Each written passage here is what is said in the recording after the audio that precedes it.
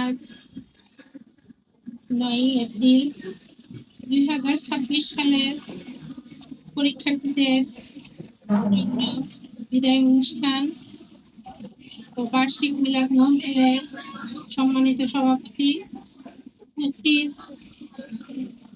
বিশেষ অতিথিবৃন্দ, সম্মানিত বৃন্দ, আমার বিদায়ী শিক্ষার্থী মায়েরা আর অন্যান্য ক্লাসের শিক্ষার্থীবৃন্দ, আসসালামু আলাইকুম। আসলে আমরা সবাই কিন্তু এমন ভাবে আবেগে আপ্লুত, আসলে আমরা এটা 22তম আমাদের বিদায় অনুষ্ঠান। এত আপ্লুত হতো আমরা কেউ হয়তো না, শিক্ষক না স্টুডেন্ট।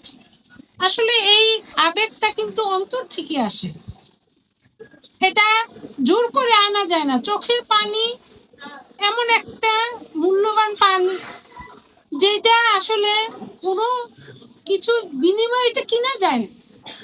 এখন কথা হচ্ছে যে এই যে তোমরা এবার পরীক্ষা দিচ্ছ, তোমাদের সাথে কিন্তু তোমরা অনেকেই বলেছ যে আমাকে তোমরা ভয় পাও। আমি কিন্তু তোমাদেরকে মা ছাড়া কখনই কথা বলতাম না। এই ভয়টা কিন্তু আসলে শ্রদ্ধার ভয় ছিল। আমি তোমাদেরকে কখনো মা ছাড়া কখনো কথাও বলি না। আমার 2টা সন্তান, আমার মেয়েটা যখন 16 সালে এই স্কুল থেকে চলে যায়, তারপরে থেকেই কিন্তু আমি তোমাদেরকে আমার এক সন্তান আমার বুক থেকে হয়তো অন্যত্র চলে গেছে, কিন্তু আমি শয়ে শয়ে মেয়েদেরকে যখন দেখি তখন মনে হইতো যে আমার গুধুলি বোধহয় তোমাদের মাঝে আমি আমার গুধুলিকে দেখতাম। এখনো ঠিক তাই। আমি অসুস্থ না হলে, মানে খুব বেশি খারাপ না হলে আমি কখনো বাসায় থাকতাম না।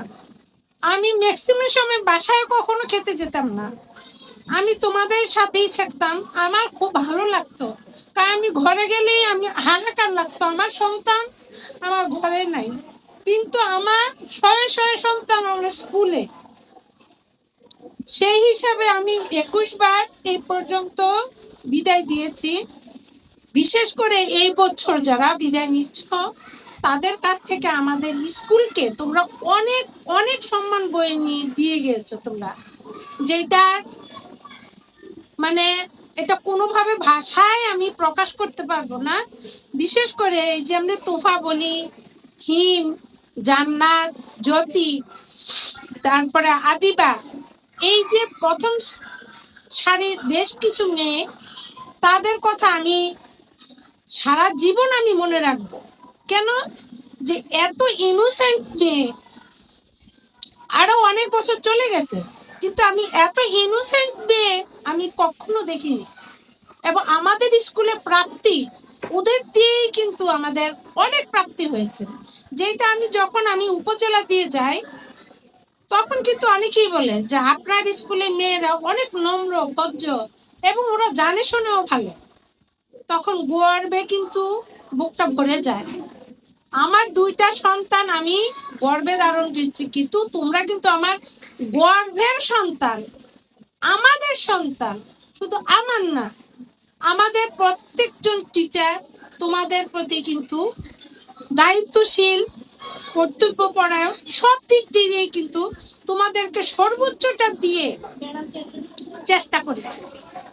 এখন আমাদের শুধু অপেক্ষা তোমাদের থেকে ভালো একটা রেজাল্ট, স্কুলের সুনাম, এটা আমরা চাই। বিশেষ কিছু বলবো না। তোমাদের তো এই বছরটা পুরাটাই তোমাদেরকে আমরা প্রেসারে রেখেছি।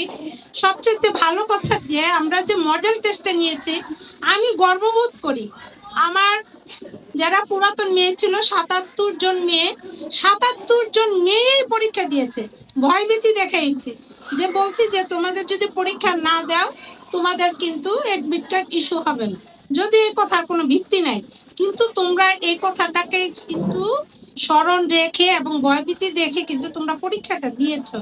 পরীক্ষাটা নেওয়ার উদ্দেশ্যই ছিল যে তোমরা 2 দিন পরে পরীক্ষা দিবে, তোমাদের একটা প্রস্তুতিটা হয়ে গেল। তো আমি তোমাদের প্রতি কৃতজ্ঞ।